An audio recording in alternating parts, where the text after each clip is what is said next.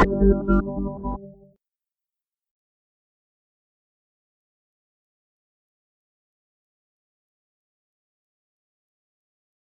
Hi. folks. Welcome to another edition of Off Limits. Our guest this time is Pervez Hoodbhoy, a well-known scholar, not just in Pakistan, but in South Asia. He's a nuclear physicist. He has been writing, he gives interviews, he's an activist, and he's quite and very well versed in what is Pakistan politics. So we're really happy that he could give us some time to discuss the situation prevailing in Pakistan right now. So welcome, Pervez. Thank you for joining us. Tell me, these bizarre images, I think they've been spread across the world, and those videos of that whole army garrison almost that was sent to pick up Imran Khan, a former prime minister of Pakistan. How were you at all prepared for this? Did you all expect this? How did it strike you back there in Islamabad? Well, it didn't shock me at all. In fact, people could see it coming because Imran had gotten out of control and he was laying accusations left and right upon his political opponents, upon the army, against anyone that he doesn't like. And so when he accused a senior general of trying to assassinate him and provided not a shred of evidence, I think that's the time when I don't know for sure, I think the government and the army, which happened to be on the same page at the moment, decided enough is enough. And so that's when they sent in the Rangers, and the reaction to that you saw for the first time in Pakistan's history. Exactly. An army headquarters, the army headquarters in Rawalpindi, which is just that way, about 15 miles away. They stormed that. They invaded a corps commander's house and set it on fire. And they went to the gates of the ISI headquarters, well, the Hamza camp, actually, the big one, and they tried to get in. They didn't get in there, but it's unprecedented. Right. So before trying to understand this and what has happened and what it means for Pakistan, a little bit of history of Imran Khan. You spoke of 2005, and around that time when there were more visits between India and Pakistan, we had met him and interviewed him, and he was a politician. He was struggling. He was, in fact, in that struggling mode for a very long time. Yes, Seema, you're absolutely right that in 2005 he was struggling, but he wasn't struggling soon thereafter because the army, the ISI, decided to prop him up. And soon thereafter, he was organizing massive rallies with the ISI's help. And then comes along 2011, and he has this massive rally at the Minar-e-Pakistan in Lahore, and that's really when he takes off. Then you must remember that they don't call him Taliban Khan for nothing. He's been with the Taliban on everything. Tell me of one single instance where he's condemned their atrocities. And I'll tell you that when it was happening in Swat in 2008, 2009, we were together on television a number of times. He defending the slaughter there, and I condemning it. And it was very bad then. Since that time, he's been very consistent. When the Taliban captured Kabul, he said, "At last the chains of slavery have been broken." And of course, that's become very well known. So, you see... Such a contrast, right? From that dashing cricketer and the British nightclub playboy to this guy who's defending the West. Absolutely. But then you see the army and he were on the same page for a very long time. So when he won the elections, won them, he he got a big push up, which the army does not deny now, which General Qamar Javed Bajwa admitted just before he retired in November last. He would not have been prime minister but for the army. But then things started to sour, and after 3.5 years, the divorce was final. And today, they hate each other. Well, it's a strange thing that's happened here indeed. So when did he sort of move away from the army? And once he started, as you said, that the divorce is now permanent, he didn't even try to make up with that institution. He thought he was larger than the army in Pakistan. And was he right in thinking so? He certainly has delusions of grandeur, and the fact that a lot of people are with him. In fact, I'd say that if there were elections today, he would certainly win by a thumping majority. It would be, you see, it's like the case of Donald Trump. It doesn't matter what he does. He can walk down Manhattan and shoot someone and nobody will care. So Imran Khan has got a bunch of cases against him for financial embezzlement, for not declaring his out of wedlock daughter as his child. A whole bunch of things. He's stolen from the Tosha Khana, which is the place where gifts are placed, gifts given by outside dignitaries, outside countries. He's got a lot of things that he can be hauled up for, but people here don't care about that. And so he's very, very popular. So what is he saying that is really appealing to the people, even in Punjab? I mean, you know, it's also unheard of. One of the barriers that he broke was the Punjab barrier, where Punjab doesn't accept people from the Northwest Frontier Province or people who are, and is very close to the army in itself. Oh, he's not from the NWFP by any means. He doesn't speak Pashto. He doesn't even speak Punjabi. He was born and raised in Lahore at HSN College, which is the super elite college over there. So he's not really, this is not an ethnic battle. But what he's got going for him is that he completely correctly points out that his opponents are corrupt. In fact, he has no word for them other than Chor and Daku.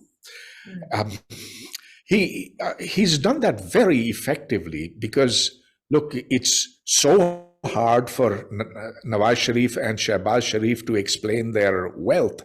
They were, well, pretty ordinary people to begin with, but now they are maybe, I don't know their wealth, but it's in the hundreds of millions of dollars, or maybe $1 billion or more. And Asif Ali Zardari, another rival, former prime minister, a former president, he's worth $2 billion. Now, that kind of money doesn't come from doing business. It comes from theft.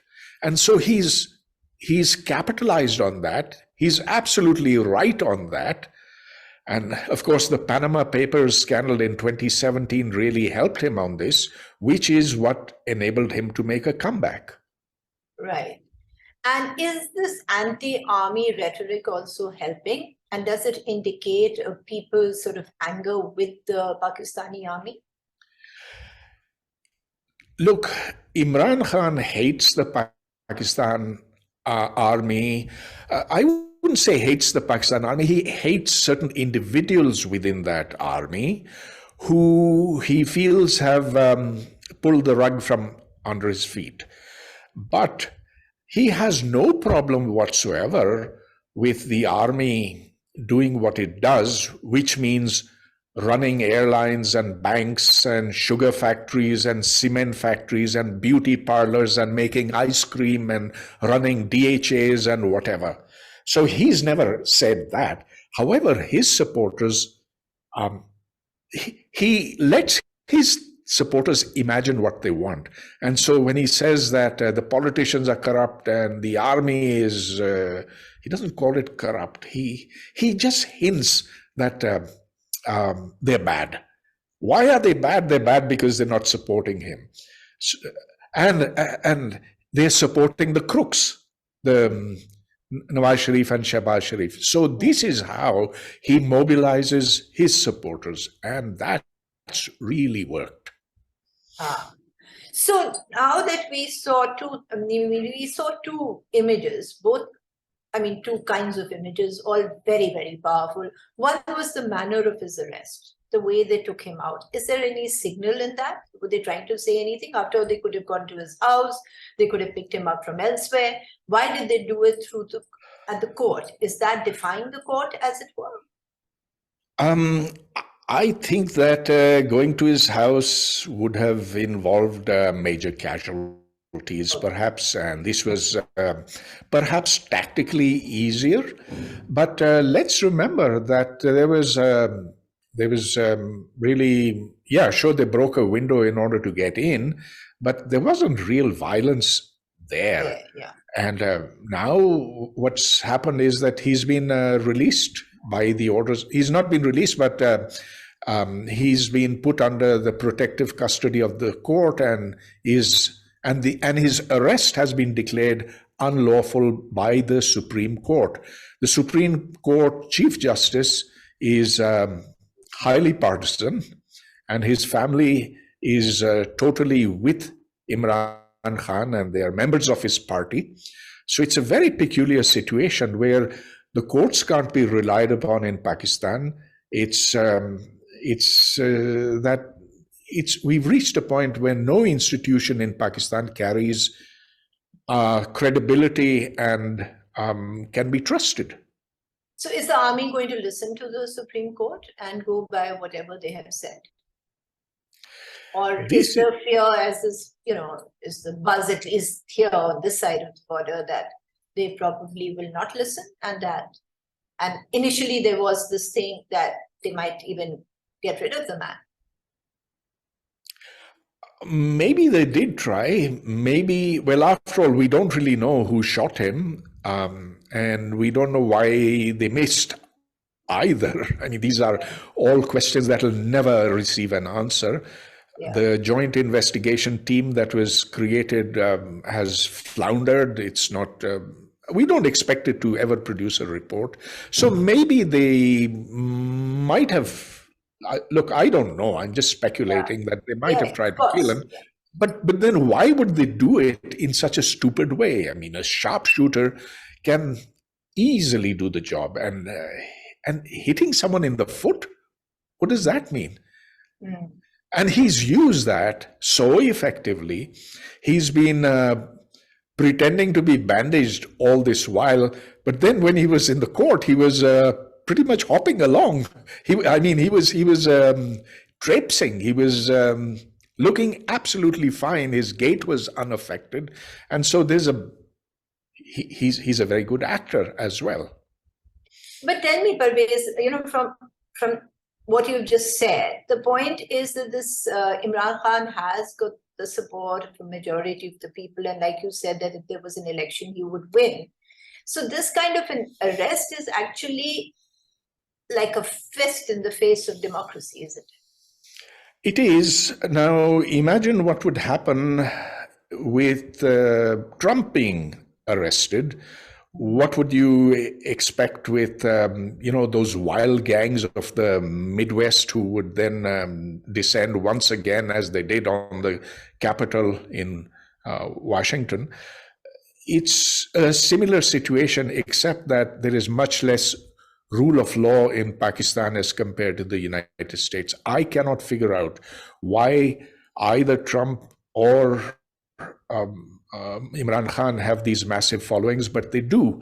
And this is in spite of the fact that Imran Khan has taken, it's been listed something like 150 U-turns. So in fact, he's variously called Taliban Khan and U-turn Khan. Mm-hmm.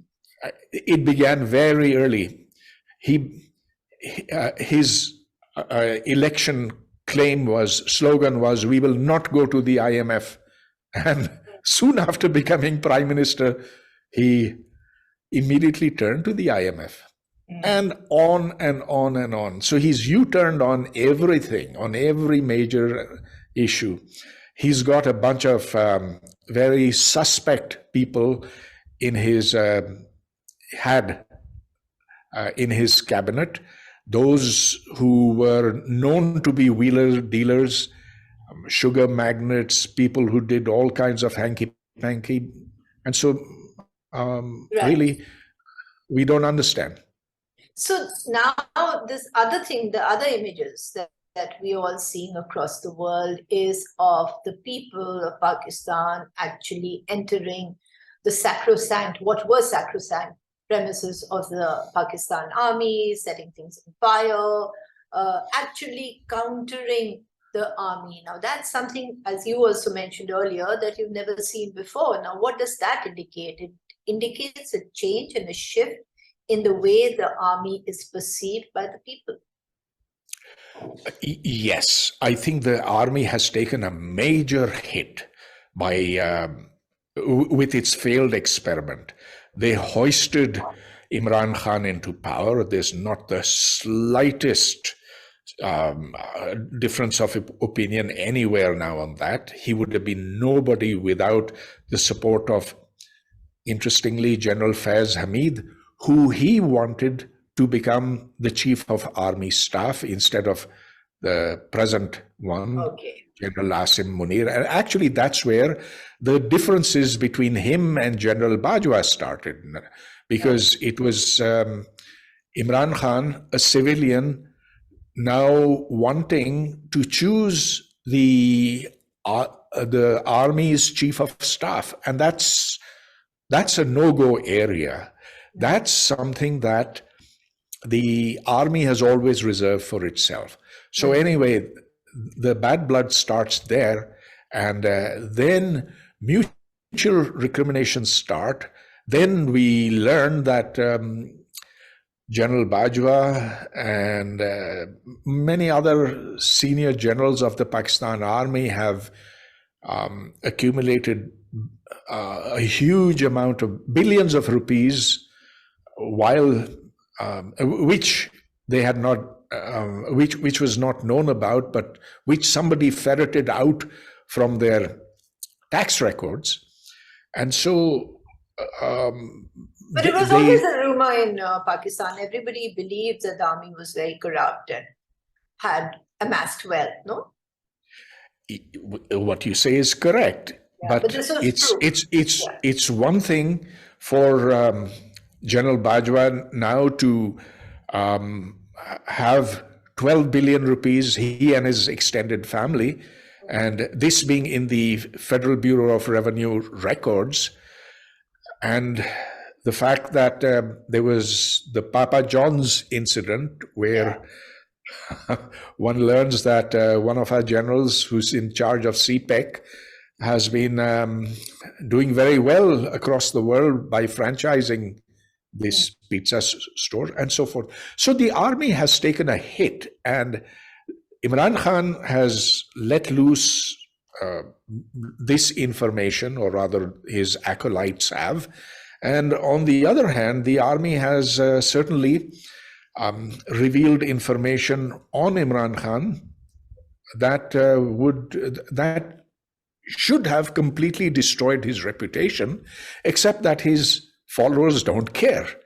So we're in this situation where the army's credibility has been deeply diminished. It was the savior of Pakistan, and it's the one that makes all the major decisions and has been held in such high regard in general, mostly in Punjab. I wouldn't say the same holds in Balochistan, where it is viewed as an occupying force by many. So both have been deeply damaged, but who emerges victorious from this struggle is very unclear. Okay. So, I mean, it's a question to which perhaps there's not a simplistic answer, but as to put it, this decline of the army, does that then behove well and augur well for the strengthening of democracy, as it were? It's a That you good have question. genuine elections. Yeah. It's a good question you ask. Perhaps in the long run, but you see, there is a danger, which is that of the army being split. I don't see, I don't have enough information on that, but it is well known that ex-army servicemen and their families have been regularly invited by Imran Khan to PTI rallies, and they've been there and they've been very, very vocal in their support. Action has been taken against them, but that hasn't silenced other supporters within the army. And so what one might have is a split, and that split is not good for Pakistan. I do not want a Sudan to happen over here, where a counter emerges to General Asim Munir. I hope that doesn't happen, but we can't rule out the possibilities. And you see, when this attack happened on the general headquarters and a corps commander's house was set on fire, we didn't have tanks. We didn't see the tanks come out and aim at the demonstrators. In fact, the silence is quite astonishing. Why? Who said don't attack the demonstrators? Is that indicative of a split? If that is so, then that's not good. I say that as a Pakistani and one who's very worried. Yeah, you're right that weakening the army, at least getting it out of politics, is a damn good thing. That's the way it should be. They have no business to be in politics. And now there is an admission to that effect. It was made, as I said, in November last year by General Bajwa, who said that for 7 decades, we have been interfering in politics, and that is unconstitutional. He used the word unconstitutional. So good. Let the people decide through free and fair elections. But then, you know, what that means is that the army should get out of making DHAs, defense housing authorities. It should get out of its other multiple businesses. It should get out of land speculation in particular. A long process, yeah. Not a long process. It's something that can be done. That should be done, can be done, if democracy is ever to thrive in Pakistan. Right. So, I mean, I've taken a lot of your time, but a last question, perhaps a last question, is about the role of America. You know, there's always this perception, and particularly in countries outside Pakistan, that the Americans have a very strong foothold. They have a very close, cozy relationship with the Pakistan army, and both work together. And so if you extend that, there is also some maybe credence to the rumor or the analysis that Imran Khan and the Americans did not get along. And now that they were supportive and they were happy about his arrest so that they could restore the might of the army. What do you think? Well, look, the Americans have basically lost interest in Pakistan after they withdrew from Afghanistan. So Pakistan doesn't have that strategic significance, importance for them as it did earlier. Certainly not what was during the Cold War. They have a marginal interest. I'm not saying they're totally disinterested, but yeah. In terms of their influence in Pakistan, I'd say it has hugely diminished. No, their influence in the Pakistan army, yeah, I suppose exists to an extent, but it's very small compared to earlier times. They are no longer Pakistan's major arms suppliers. Yeah, sure, they give spare parts for F-16s and a few things more, but it's now China which is the sugar daddy, and So the Americans. arrest of Imran would be more indigenous and not something that Washington was pushing, maybe. Correct, absolutely correct, and you're right that Imran Khan had irritated the United States by saying that they had conspired to have him evicted, but then he went back on that. He later on absolved the US, and then his supporters in the US started working in Congress to assure them that Imran was by no means anti-American. It was running now the other way, but the long and short of it is that this was entirely a domestic issue. The United States had no role, no plausible role so far as I can see, in either getting Imran Khan out or having him arrested. I know a lot of my friends would like to believe that, but I don't think there's any truth in that at all. It just doesn't make sense. Right. Right, Pervez, I don't think I'll keep you any longer. This is because I want to reserve the right to come back to you, as I don't think we are going to see an end to this very soon. Yes, I'm afraid it's going to last for a while, and one is not seeing any kind of a silver lining anywhere now. Sad. Very sad. Really, really sad. Anyway, all the best, and we will be in touch, and thank you so much. Thank you.